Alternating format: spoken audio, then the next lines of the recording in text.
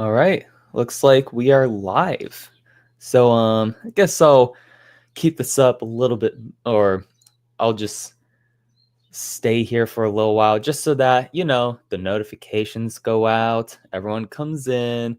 I did not do a good job promoting this stream, so we'll see how many people join it. Um, but hey, that means the people who are on this stream, I guess they get a treat, maybe. I don't know. But let's see. Yeah, I guess if you are watching this stream now, the first segment is going to be a Q&A. So feel free to put any burning questions you got about coasters, about me, in the chat. And yeah, we'll see how many people join. I guess I'll wait a little while just to see. Just wait for notifications to get out. But yeah. How's everyone doing today? Hope you guys are doing well.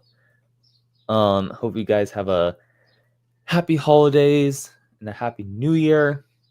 Let's see.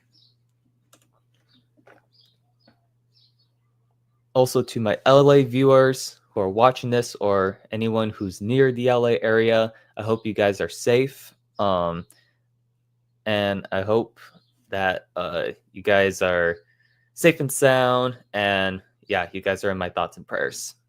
And yeah, for the rest of you guys. Okay, sorry. So before I get into the Q&A, I guess we'll see, or I'll tell you guys what's going to happen on the stream. So first, we're going to have a Q&A, which is going to go for about 15 minutes. If I don't get to your question in that 15 minutes, hold it or like save it somewhere, because we will have another Q&A session later on. But first, I'm going to be ranking the parks that I visited in 2024. I visited a total of 5 new parks. It's really exciting. So I'll be doing that first. And then after that, I'm going to be doing 8 rounds of a game. This game is called Guess the Coaster by the Zoomed In Image. I have done this game before on this channel in a previous stream, but it did not go well. I think I remember it was like I spoiled like multiple of the answers. So hopefully it goes better this time. I have faith. I think it'll work this time, or it'll be fun, hopefully. I'll go more into detail on that when the time comes. And then finally, I will do a tier list of all the new coaster credits I rode in 2024, because 2024 was I get it, 2024 has not been the best year for like new coasters that opened up, but I rode a total of 22 new coasters, which if you were to tell me that one year I'm going to ride 22 new coasters, when I first started this channel, I would not believe you, but here we are. So yeah, I will be tier listing the 22 new coasters I rode last year.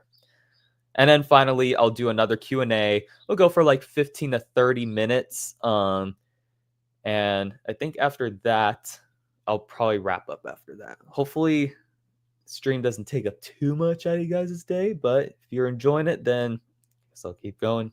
Besides that. All right. I guess I'll put this banner up. Show that this is the first Q&A. And we do got a question here. This is from Roller Coasters Worldwide. They ask, what's your most disappointing park visit of 2024? That's a good question, because most of the parks I did enjoy my visit. But in terms of like expectations versus reality, I'd say for the most part, I set my expectations accordingly for each park. But one that did disappoint quite a bit was Six Flags Discovery Kingdom. not because of the coasters or anything. The coasters lived up to my expectations, and it's not even like the park atmosphere or anything, because like the park is like kind of has a decent atmosphere. It's just that the operations at the park were not very good. um how did it go? Not all the rides, well, I'll go more into detail when I rank the parks, but not all the rides were open at opening time. So it kind of hindered our plan of trying to get all the big coasters out of the way before they got long lines. Uh, we had this really long mobile order too. Um, and yeah, that is that was not the best experience there. And most of the rides were running one train. Um, I'll get more into that. But yeah, I would say Discovery Kingdom is probably, I would say, the most disappointing park I visited. Um, hey Carrick, thanks for joining the stream. Yeah, thanks for stopping by. Even though it looks like your flight is busy, or it looks like you're going on a flight soon. So hopefully you have a safe flight. Um, yeah. Sleeper hit of 2025. That's a good question. Because, well, first of all, there's a lot of coasters that we don't know are going to open. We don't know if they're going to open in 2025 or not. But I would probably say the sleeper hit is probably going to be, I don't know, because I feel like most of the coasters have been hyped up enough, like Alpine Fury, Stardust Racers, Falcon's Flight. Um, but I'd say, Helios is not going to be the biggest Mach Striker coaster out there. But due to the success of Voltron, I still have pretty high hopes for that ride. Hopefully it goes well for that park, especially since I believe they're replacing Wild Train for it. So, got big shoes to fill. But hopefully that the ride's shaping up to be really good. So hopefully that's the case. Oh, you got stuck in Atlanta coming back from Italy. Oh, I see. Well, hopefully that goes well then. And I hope your trip to Italy went well. Yeah. I've never been to Europe before, so that sounds pretty fun. Um, I don't know what my plans are for 2025 in terms of like new parks yet. But then again, I probably said like a similar thing in 2024. But then since then, I went to NorCal and Japan. So things can definitely change, but I'll ride. I don't think I'll ride quite as many coasters as I rode last year. Because yeah, that was pretty nuts. Um, You went to the real Pantheon before riding it? That's amazing. Oh my gosh. Well, it's probably uh better, a more immersive place than Pantheon the ride, because yeah, they do need to put more theming on that, I notice. Um yeah. What else did I need to note? Hmm.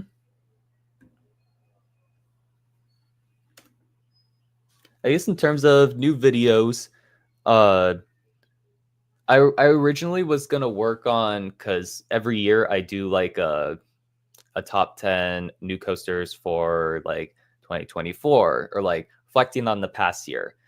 But it turns out when I was trying to make that video, I usually use POVs for that kind of video, and there were not a lot of POVs at all for the new rides open. So trying to get footage for it was very difficult.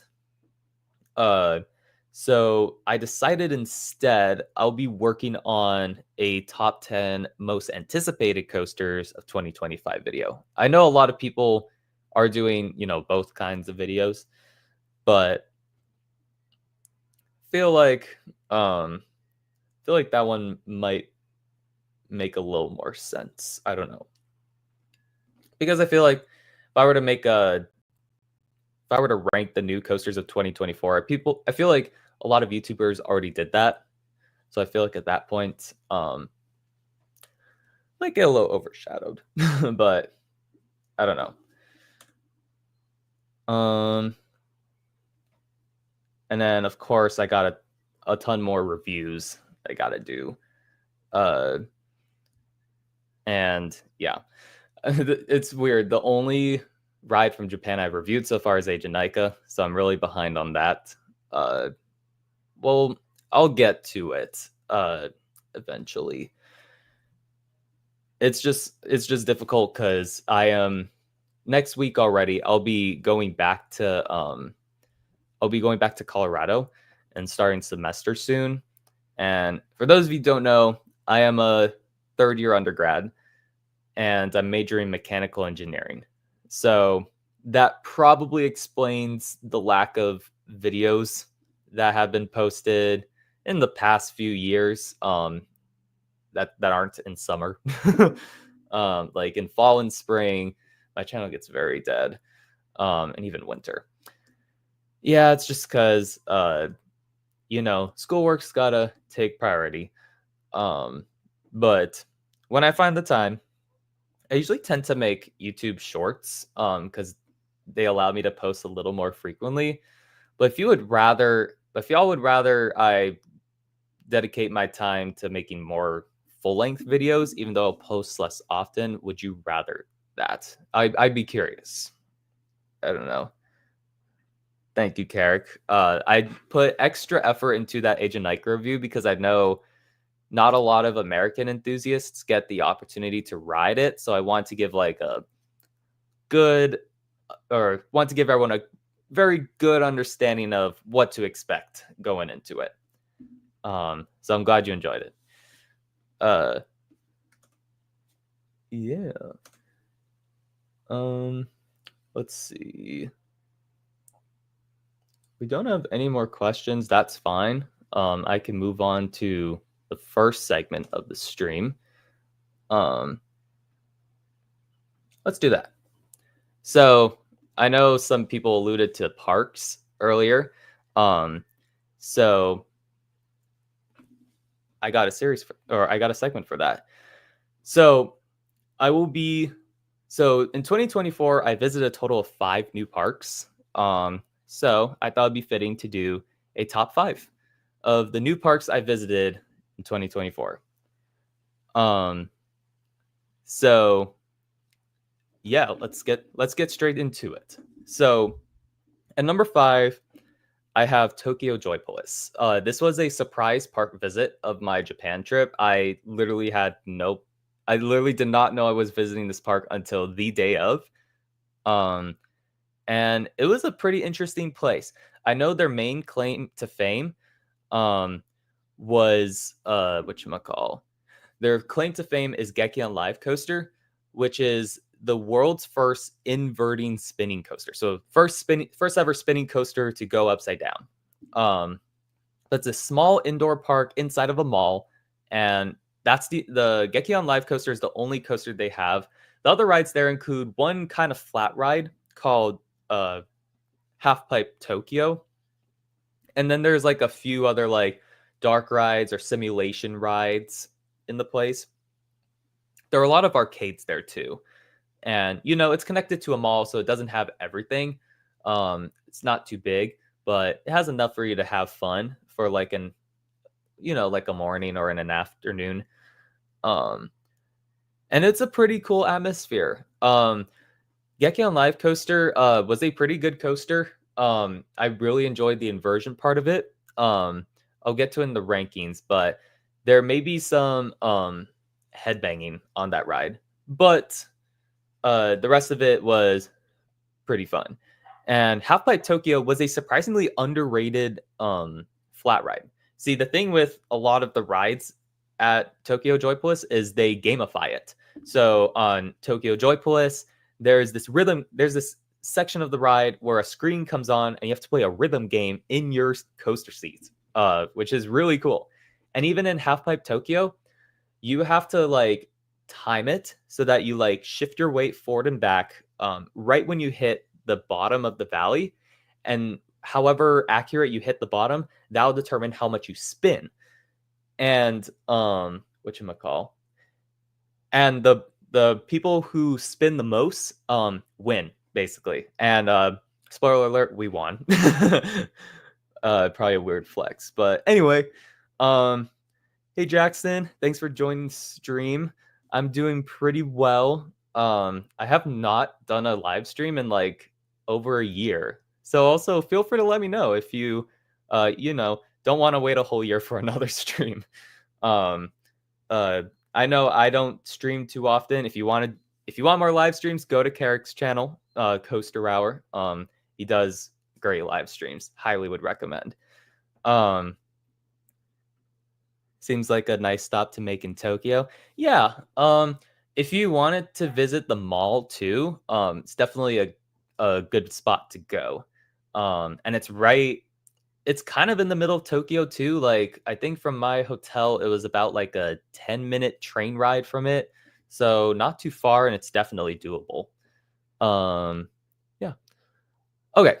Next up at number 4 is Six Flags Discovery Kingdom. So this park has a pretty good lineup of coasters. None of the coasters really disappointed me. Medusa actually surprised me. I'll get to that in a little later. Joker was a great RMC. Superman, which was my first premiere ride, Skyrocket 2, was also really good. And I know someone in the chat actually works at Discovery Kingdom, so that's really cool. So yeah, I think the only thing is if like not just the ride operations, but like if the overall park operations improve just a little bit, that'll make it a really good park to visit in the NorCal area. But that's not the only NorCal park on this list. Let's see. Medusa Supreme Floorless. I agree. Wonder who he's talking about. Yeah, I wonder who. Yeah. Okay. Next up, we got Santa Cruz Beach Boardwalk. Now, I was admittedly debating a lot between whether to put this at number 3 or number 2 versus the number 2 park, because I think about them about the same. But I mean, Santa Cruz Beach Boardwalk, it's not the biggest place ever. On a normal day, I probably wouldn't spend a full day here. But Carrick and I went on a special event. See, in case you haven't watched the vlog, we went for Giant Dipper's 100th anniversary celebration. So it was a really special day. In the morning, they did this whole ceremony to commend the ride. And then at night, at like 9 p.m., or 9, I think it was 9 p.m. or something like that, they put on fireworks. So it was a really cool event to visit. I even got a button from there that I have on my crossbody bag. The thing was, it was funny. We had to figure out what to do between like the ceremony and riding Giant Dipper until the fireworks, because we wanted to see the fireworks. But we did manage to do a lot of stuff there. And there's some pretty cool rides there besides Giant Dipper. I rode my first Rocco plane there, which that was a really fun ride. I say Rocco planes are very underrated. We did this indoor like breakdance flat ride. Shoot, I think it's called Wipeout. Yes, Wipeout. That was a really fun. It was my first ever breakdance, so that was also really fun. We did this really quirky dark ride called Cave Train Adventure. Would highly recommend you do that. And Sea Serpent is an underrated kiddie coaster. I'll get to that in a bit. But yeah, it wasn't sunny there, but that didn't stop us from having an amazing time there. But I'd say my visit at Santa Cruz Beach Boardwalk was probably above average. I don't know. But yeah, definitely really enjoyed my visit there. And I'll admit, the vlog from there is still my favorite vlog I've ever made. So there's that. Carrick says it's a fair placement. I love the atmosphere, and Giant Dipper is so epic. Yes, it is. It's if you ever get to ride Giant Dipper, you'll be surprised how well it runs for being 100 years old. All right. So next up, the other park I was debating between whether to place is California's Great America. So this was pretty much the main reason why we went on this NorCal trip, because we knew that California's Great America was slated to close. So we wanted to experience the park in all of its full glory before like closures start happening. And so that's why we went. But still, really enjoyed the other parks. Thank God we went. Yeah, I know. I know on your bingo, you have a slot that says California's Great America closes this year. For the park's sake, I hope that doesn't get filled. But you know, if the rumors indicate that, or rumors indicate that might be a possibility. But anyway, California's Great America was, you know, it's a really good park. They have a really solid coaster lineup, with a really good 1-2 punch. By the end of the day, we were just like lapping Gold Striker and Railblazer, just going back and forth between them. It was really fun. Whatchamacall? You know, they could improve their family coaster lineup a bit and maybe add another good thrill coaster. But you know, this park doesn't have the brightest future at the moment. But as of now, I'd say my one major complaint about this park is I wish there was more shade. I feel like a lot of people have said that before. But I mean, operations were good. Food was all right. I feel like I could have chosen a better spot, but in the park. But you know, it was still decent. And some of their supporting coasters were okay. But I just really wished to stayed around because, you know, as I ranked it here, this is the best park in Northern California. We'll see the future of this park. Hopefully, I hope that it stays around. But also, I wouldn't be totally surprised if it goes away, and not this year, but maybe like the next couple years. They have like 10 years to go, pretty much, unless something changes. I don't know if that will happen, but the decline seems to be the beginning this year at the very. Yeah, I heard there's like, yeah, they're closing or they're stopping all of their seasonal events. So wonder what that's all about. Okay. And then finally at number 1, this park I did not expect to visit this year until like a couple weeks before we actually went to Japan. But spoiler alert, is Fuji-Q Highland. Yeah, Fuji-Q Highland was a very interesting park. But I overall really enjoyed my visit. I wish I had spent more time at this park. We were there at like an hour after opening, so I think it was like 10 a.m. and we left at 3 p.m. So we didn't have too much time at the park. We left because, as I said, we had to hike Mount Fuji the next day, which yes, I did get to the top of that, but we did need to, you know, get prepared, get a good amount of sleep before going there. But I was still able to ride all of the major coasters there, except for one, once. So I got to ride Zokan, then it was Fujiyama, then Eijanaika, and then Takabisha. I skipped out on the suspended coaster, but I don't know if that's too much of a loss. Their coaster lineup, even after Dodonpa's closure, is still really good. I just really like the park atmosphere. And you know, it's not the most themed, but operations there, well, maybe operations there aren't the fastest, but that doesn't mean they're bad. If you know what I mean. It was overall a great park. And I would visit again. I don't know if I would bring my family there again, unless they add another really good family coaster. If it wasn't for Zokan, I probably wouldn't have gone there this year because I brought my family to this park. And I don't know if I would bring my family there if it was just, a Jamaica and Takabisha. um, but yeah, I overall really enjoyed this park. Uh, Hopefully they get a new family coaster edition because once they get that, they'll be a very well-rounded park after that. Um, and I also didn't do like everything there. The haunted house was closed when I went. I mean, Dota Dumpa was also closed, but that was, closed for good. Um, I'll get to the coasters in the tier list ranking, but I overall really enjoyed this place. All right. That is it for this ranking. um, and yeah, if people ask me, like, again, what are my plans for this year? I don't know, but I think I said the same thing last year, and look what happened to that. And by the way, thank you so much to Carrick from Coaster Hour for helping me or for going with me to the NorCal parks. Really enjoyed that trip.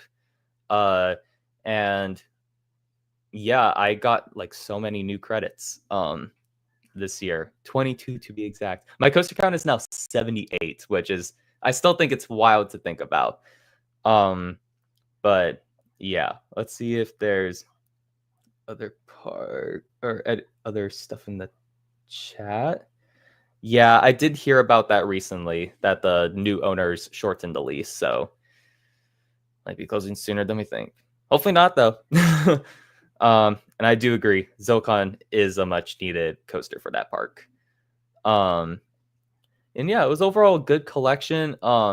Good variety too. Like, never really experienced a boardwalk park, a Japanese park, an indoor park. Really had good variety this year. So I really enjoyed that. Okay. If there aren't any more stuff in the chat, let's see. First of all, let me check one thing.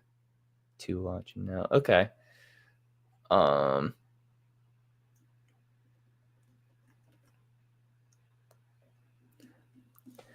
I know I have ridden a lot of new coasters in the past 2 years.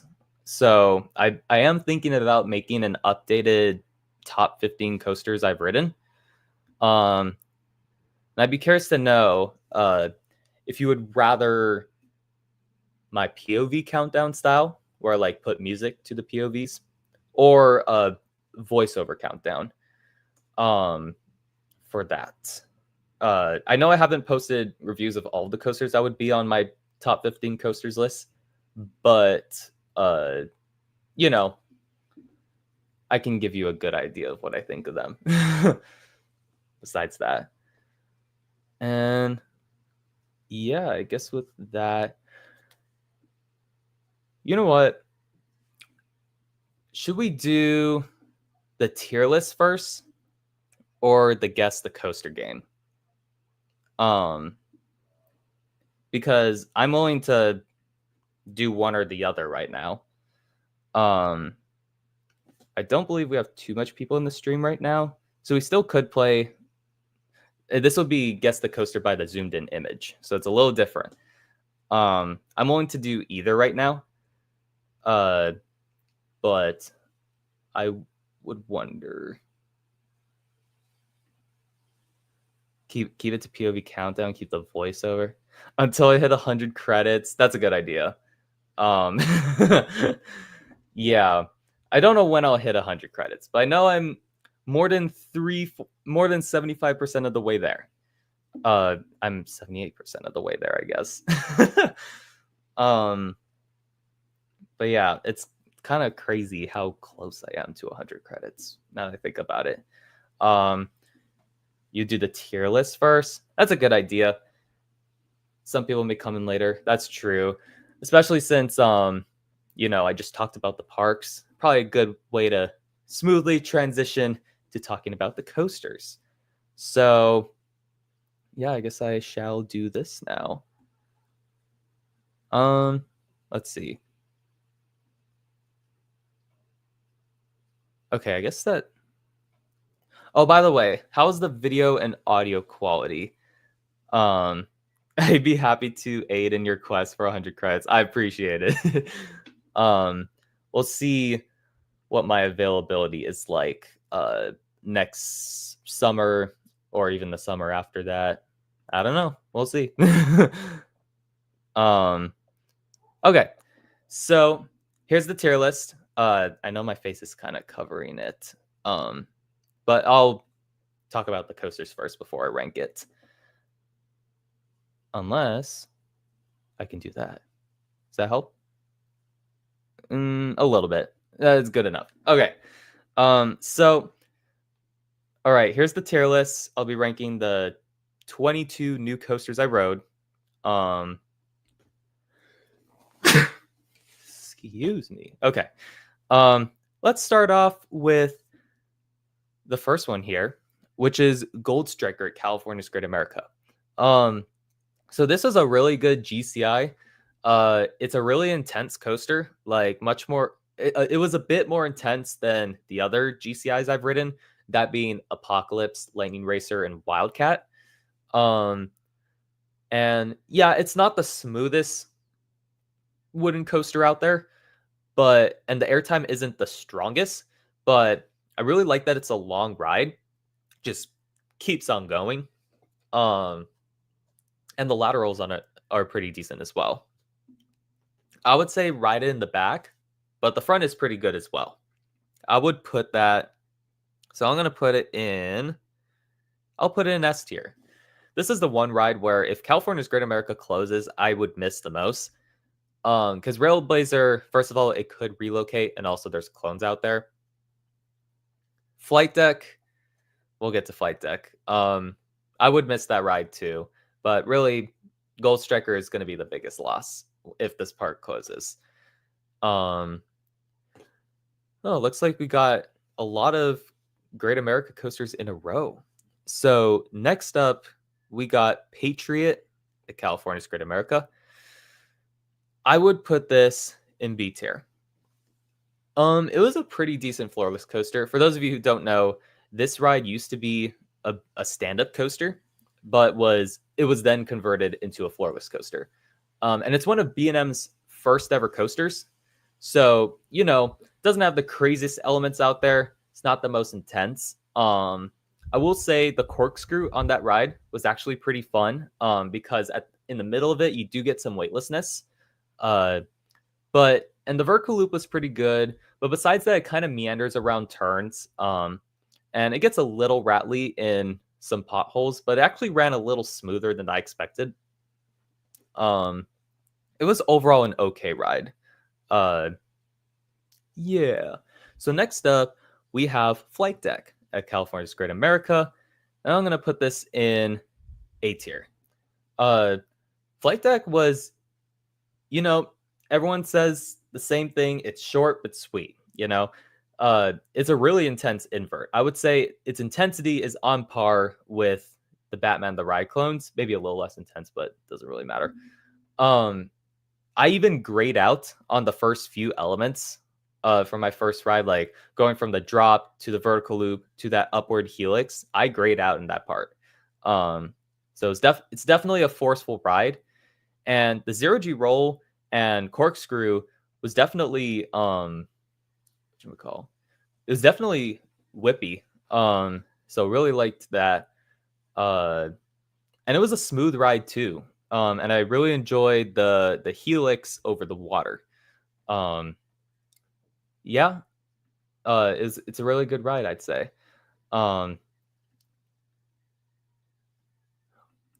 Patriots a C tier. That's fair. I guess considering the considering the other rides on this list, I'd probably put it at B tier, but I'd say maybe for yours it's C.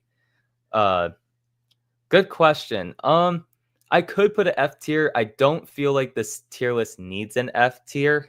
Because I don't think I have enough coasters to warrant an F tier. If you want me to add one, I could though. All right. Next up is the first coaster of the NorCal trip. I guess the first coaster of the year, if I think about it. It is Superman Ultimate Flight. at Six Flags Discovery Kingdom. I'm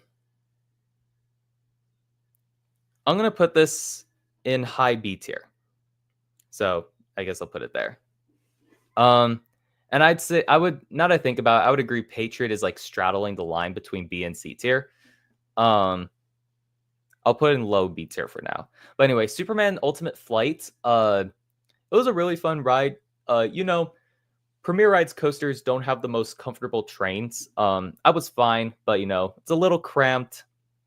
But the elements on the ride were pretty fun. Um, the barrel roll at the top did have a lot of hang time, and we rode in the back row too. So that twisted drop gave some good airtime and a lot of whip. I wish the non-inverting loop was a little more intense, but that's okay. And it's not the longest ride out there, but it was still fun for what it is, and definitely a smooth ride as well. I will say that. Okay. Psycho Mouse. This is a wild mouse made by Aerodynamics, a company that does not usually make wild mice. And this one's at California's Great America. This one I would oh geez. I would probably put this one in I'll put in C tier. It was a very enjoyable wild mouse, I'd say. Quite comfortable, very smooth. The hairpin turns were run at a good pace, in my opinion. Like, not too slow, where it's like, what's the point of the hairpin turns? But also wasn't so fast that, it was hurting my ribs. The only thing I'd say is there's this one trim right before the drops that definitely hit harder than it should. So that made the second half of the ride run a little too slow for my liking. So I never really got any airtime on those small drops. That's the only thing I'd say like that could improve. But besides that, it's a pretty good wild mouse, I'd say. Definitely an enjoyable ride though. Let's see, thoughts in the chat. You do have Superman above Flight Deck. That's fair enough. Flight Deck doesn't have a lot of variety in its elements, especially in terms of forces. That's something Superman does have. So I respect that. Yes. I guess, yeah, we did ride it the same time. So yeah, I definitely wish the second half ran a little faster. Okay, next up we got another wild mouse. This one is Sidewinder Safari at Six Flags Discovery Kingdom. I do prefer Psycho Mouse over Sidewinder Safari. I feel like that ride ran a little better. Very interesting. This was my first Zamperla wild mouse, which meant that the cars were able to spin for the second half of the ride. But we did have a pretty balanced car when we rode it, so there wasn't too much spinning for our ride, which was a little unfortunate, but that's fine. But I guess the elements didn't really do much, and it was a very interesting scene position. I think this is the only coaster I rode where you have to cross your legs. So that was very interesting. As for a tier ranking, I'll put it in D tier, just because it's a step below Psycho Mouse, I'd say. They're ranked pretty similarly. But yeah, I'd probably put it in D tier. Oh boy, we're gonna have fun with the next one. All right, next up is going to be Grizzly at California's Great America. The interesting it's kind of funny because when my mom visited this park when she was like very young, she remembered riding this quote rickety wooden coaster that she did not like. Turns out that was Grizzly. So she did get to ride Grizzly. And okay, it is not the absolute roughest coaster I've ridden. I'd say there are a couple more rides that I'd say ran rougher than Grizzly. So it was definitely not intolerable, like, it wasn't painful or anything. It's just so boring. Like, it ran through each, like, turn and hill and element just way too slowly where you hardly feel any forces on it. Drop, nothing. All the small drops off of the turns, nothing. Uh, Airtime on the hills, no airtime whatsoever. I'd say the one point where I felt like a little bit of laterals was the second turnaround. But besides that, it did not really do much. Um, yeah, I would say D tier for that. um, and as for a much better wooden coaster, next up we got Giant Dipper at Santa Cruz Beach Boardwalk, and this one I'm gonna put an S tier. This is, as I said earlier, this is a pretty underrated wooden coaster. Again, you would be surprised how well this runs for being how old it is. Um, it's not the roughest coaster I've ridden, so they definitely did pretty good on the maintenance and the TLC. It has really strong laterals, especially on a lot of the turns. And if you're in the back row, you are going to get whipped around those turns. So be prepared for a lot of laterals if you're um, sitting in the back row. And the airtime was pretty good. Especially there's one moment in the middle of the ride that does give ejector airtime in the back row. Um, so yeah, great ride overall. It's a really long ride too. The best part is I rode this ride with fireworks going on. So yes, that is a flex, but yeah, it was definitely a great experience. And I'd say Santa Cruz, or sorry, I'd say Giant Dipper is, I think it's in my top 10. That's how good it is. Uh yeah, definitely would highly recommend considering at least considering riding this coaster. What we got in the chat? Absolute waste of wood. Sounds about right. Um the grass underneath the ride wants its trees. Underrated Unreally sad part of CGA closing is that even less enthusiasts will ride Giant.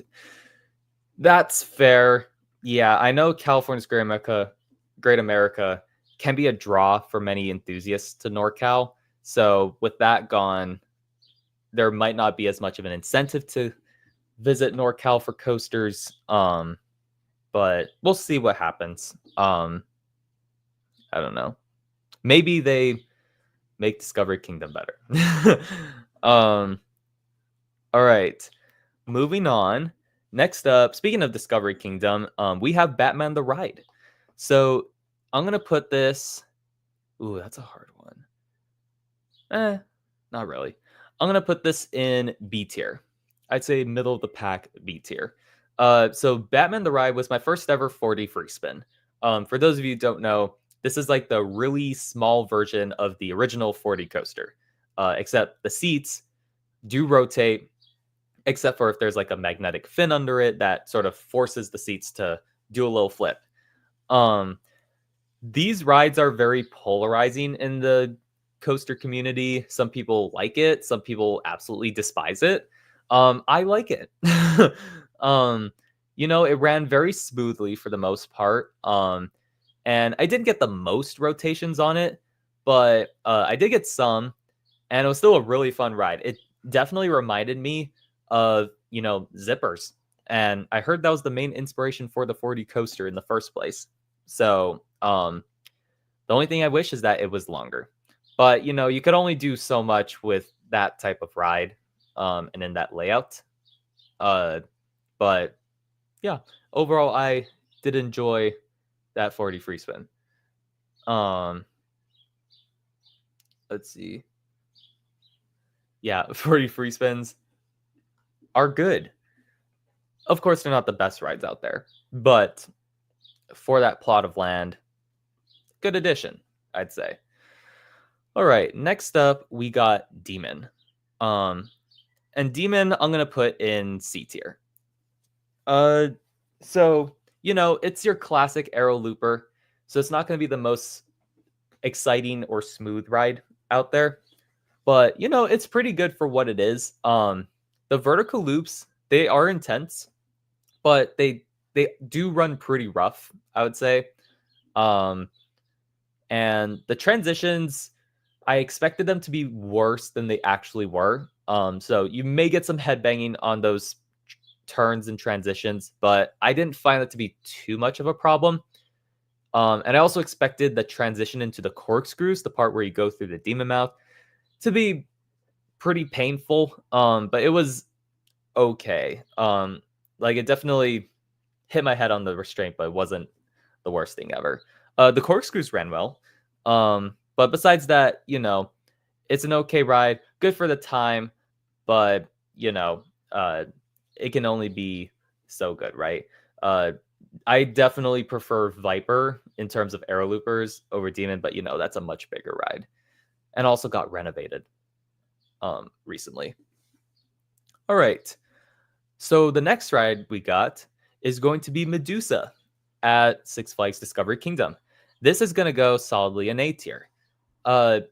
So before riding Medusa, I did not get the best floorless coaster experience. I rode Scream before it, and Scream definitely could have ran better. I would have predicted that Scream definitely had seen better days. Uh, you know, every element on screen did not deliver enough forces to be exciting. It just kind of went through the elements, and it was also kind of rattly too. But with Medusa, it goes through its elements much better. Like I'd say each element is much more dynamic compared to Scream. Like the 0G roll, the loop, the dive loop, the corkscrews, and yeah, this has a sea serpent roll versus a cobra roll, and I don't know how. I don't know if there's really much of a difference, but Medusa's sea serpent roll was more intense than Scream's cobra roll, if that says anything. I'd say two underrated parts of the ride are the two drops. The first drop was actually really, really fun. It has some decent airtime. And also, well, we rode this ride in the back row, I believe, or at least close to the back row. So we definitely got more out of the drops than other rows, I'd say. And the drop off of the mid course brake run is also pretty underrated because you actually get like really good whip on that. So, and it's also a pretty long ride too. So definitely a really good floorless coaster. And probably one of the most surprising coasters of the NorCal trip, I'd say. Yeah. Next up, we finally get our first Japanese coaster. This is Fujiyama. And fun fact, this is my 75th coaster. I'm going to put this also in A tier. The first half of this ride runs great, actually.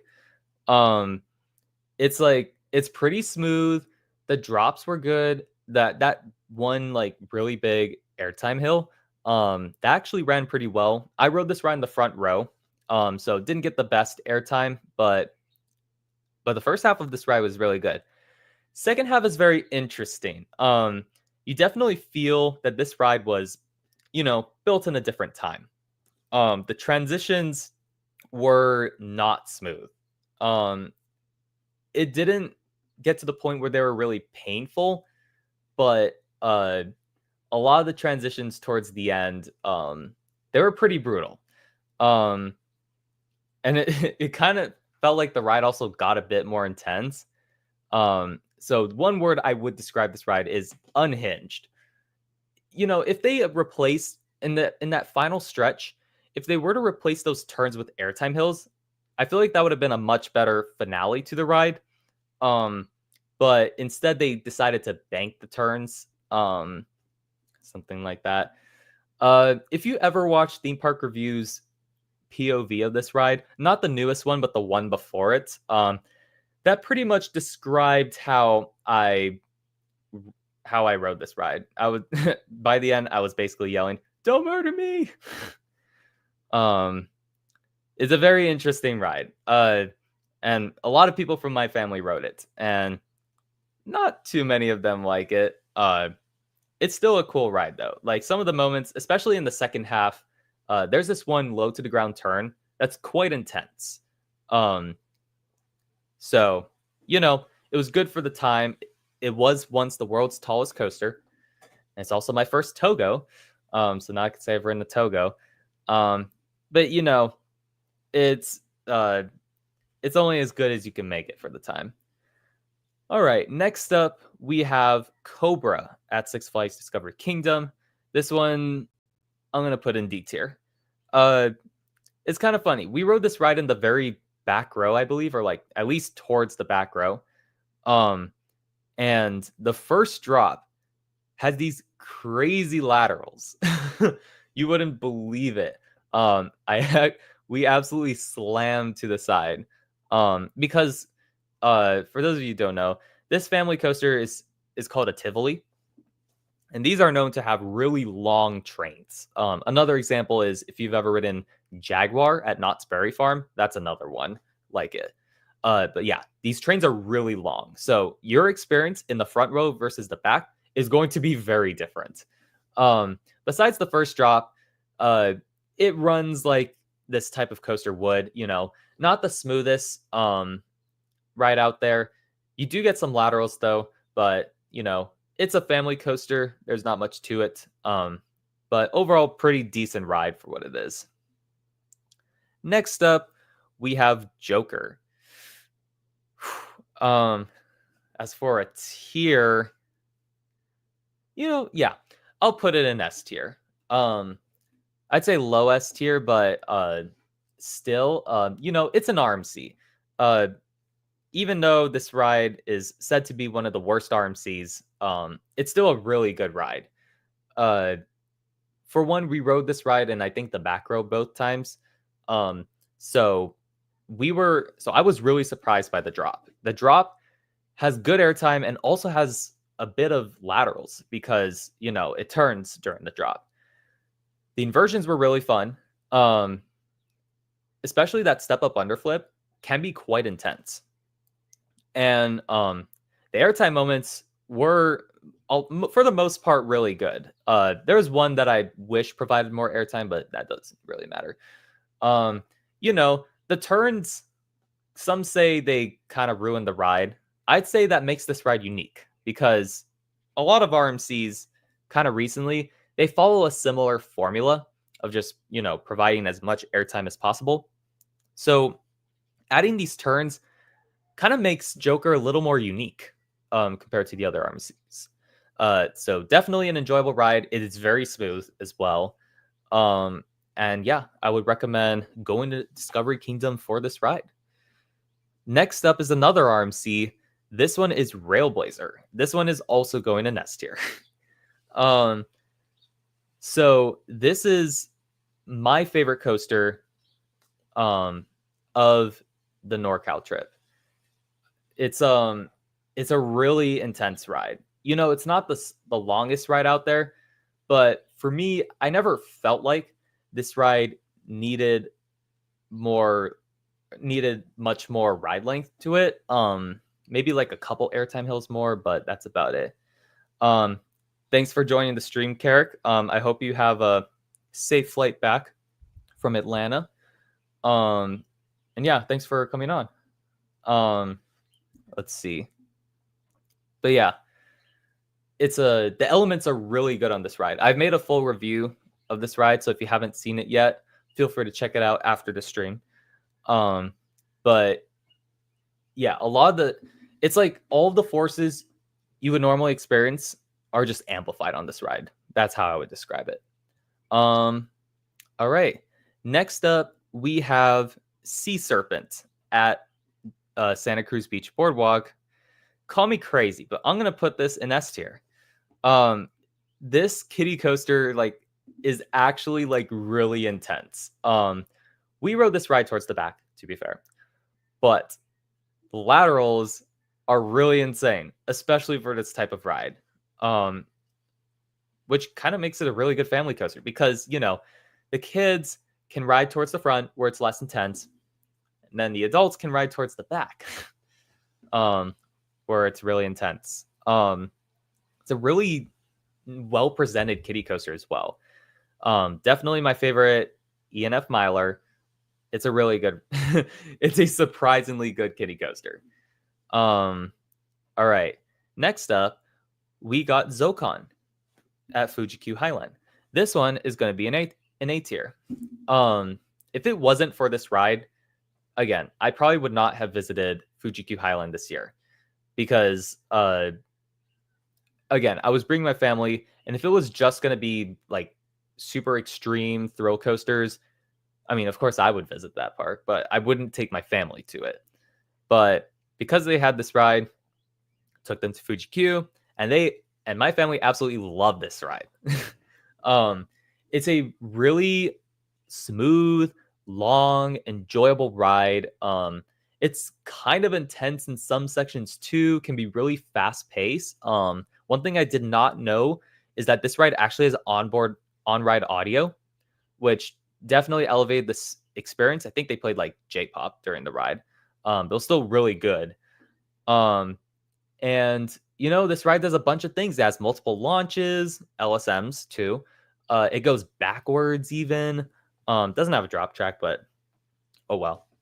It's a really good ride. Like definitely one of the best family coasters I've ever experienced. And I would love to see more rides like this at parks.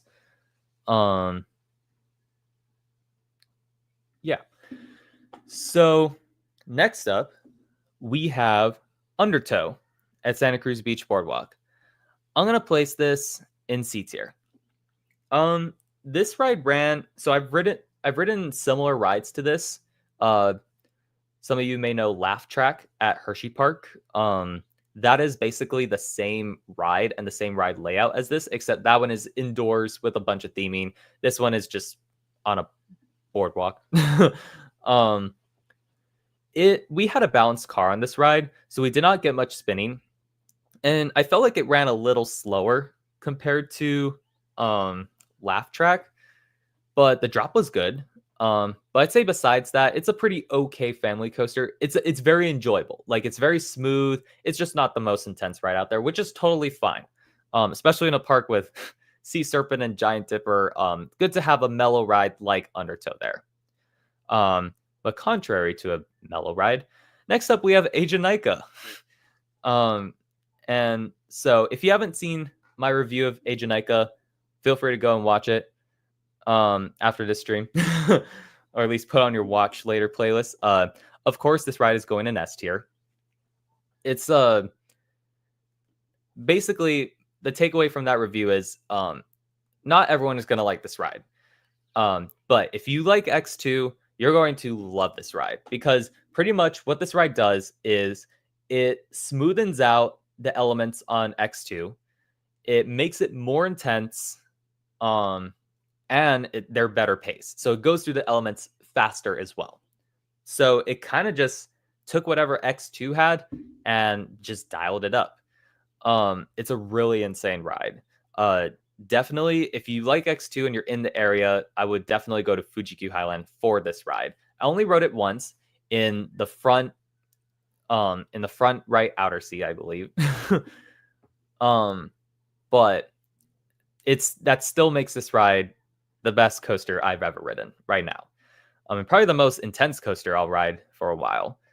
It's a really good ride if you're into this type of ride. Next up, we have Woodstock Express at Great America. This one is going in D tier. It was funny. Last time my friend Carrick from Coaster Hour rode this ride, he was very intimidated because he did not like it the last time he rode it. But we decided to give it another shot while I was here. And I will say the seats are very cramped. This is a very old kiddie coaster, at least for the time.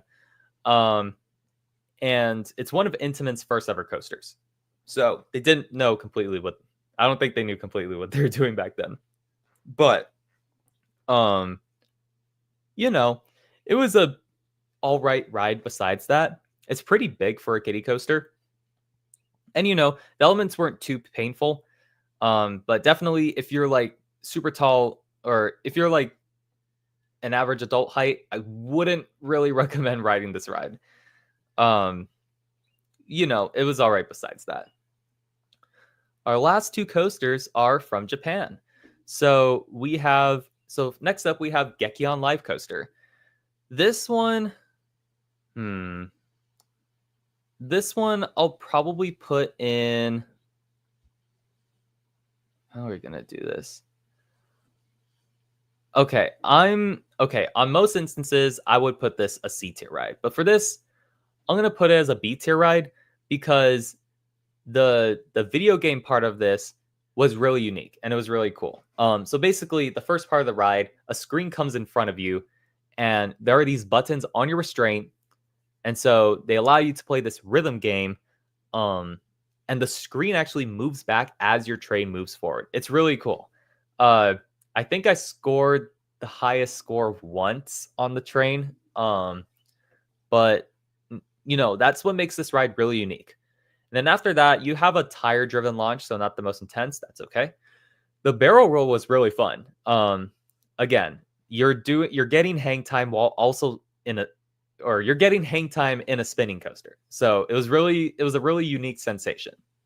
I will say is this ride doesn't run the smoothest from what I remember. I didn't mind it too much, but I know a couple members of my family did not like or they reported headbanging.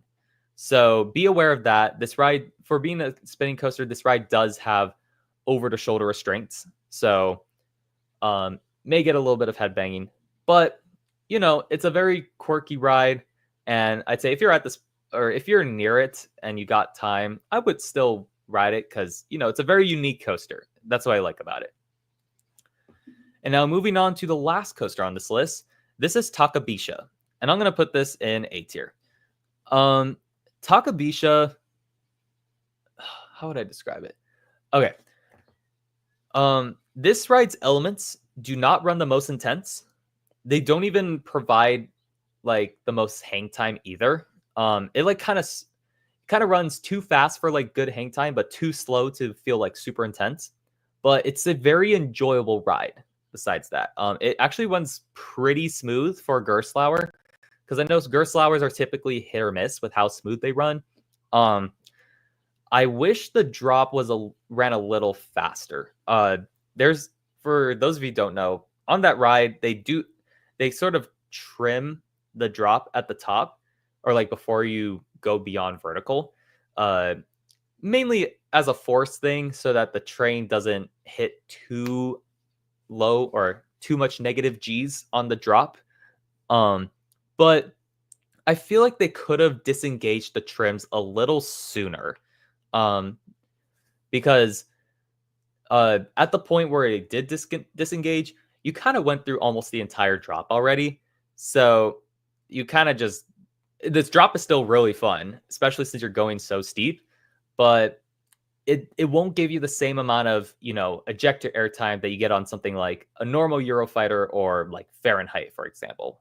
Fahrenheit, I rode that ride in the back row, so that had a really intense drop.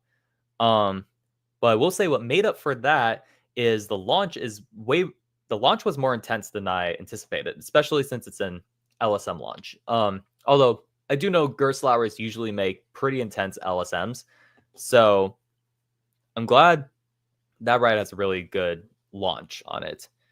And I do enjoy a lot of the inversions. The banana roll was pretty cool. That first like tall corkscrew thing was really fun and provided good hang time. And that barrel roll, that inside barrel roll, was also really fun. Great ride overall. I kind of wish the over the shoulder restraints were shaped a little differently. But it's not a deal breaker. But yeah, that's pretty much going to be my tier list. So we got decent bit of rides in S tier. I'd say, yeah, this seems about right, or at least for what I think of them anyway. But yeah, so that's the tier list. These are the 22 new coasters I rode. Really diverse amount of coasters. I'm really glad I got to ride a lot of these. Definitely cool experiences. All right, let's see who's. Okay. I'm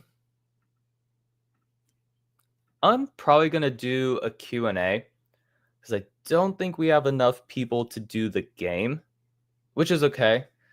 So I guess if you guys have any more questions, I'll stay on for like 10 more minutes.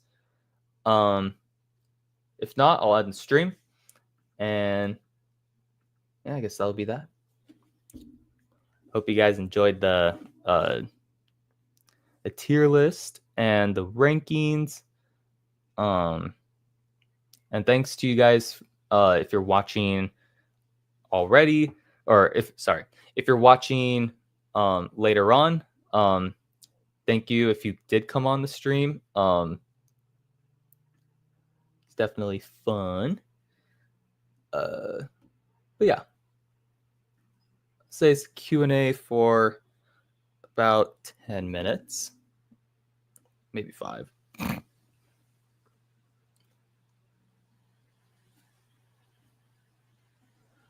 Where's the timer? There's a timer.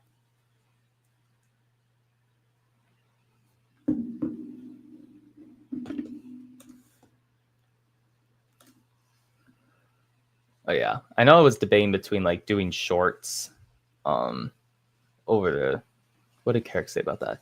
The YouTube shorts are good and probably easier to make during school, so I'd be cool if you focused on those, and then longer videos when I have more free time. Yeah, that's what I tried doing this semester. I ended up, so it was kind of weird because this semester I took like 15 credits, which is, still a lot, but I have taken like more credits before. But I think it's because I had an on-campus job that took about like 6 hours. That takes 6 hours a week. And I also had this research assistant thing that I did for 4 hours a week. Basically, it was for this project for a class. In this particular class, your choices were either write a 20-page literature review. Ugh. Did not want to do that. Either that or a project of your choice, as long as it's related to the class. I already had 2 semester-long projects, so I did not want to take on another one. So then the third option was do some research or gain some research experience. That's the one I chose because I never really, did research before. So I thought it was a pretty interesting thing to do. Next semester, I won't have the research thing. My on-campus job hours will get extended by an hour. So it'll be an additional 2 hours total a week. But I think I only have 1 semester-long project next semester. So hopefully that'll free up more time for me so that I could hopefully upload more. Because funny thing, recently I unlocked whatchamacall. I unlocked moderation now. Or what's the word? I unlocked monetization. So, I'm not making much right now. But it's really cool. But yeah, that means I do need to upload now if I want to still have monetization status. But yeah. Yeah, I think I'll probably just head out here. Yeah, I tried to do this at a time when like you guys would be on YouTube, but I guess I could have chosen a different time, but that's okay. Or maybe it's just not a good day to do it, which is fair enough. But yeah, I think I'll end the stream here, unless anyone else has anything.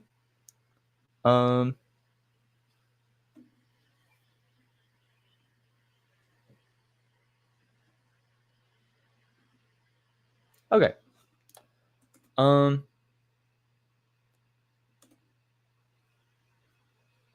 right. I'll probably end the stream here. A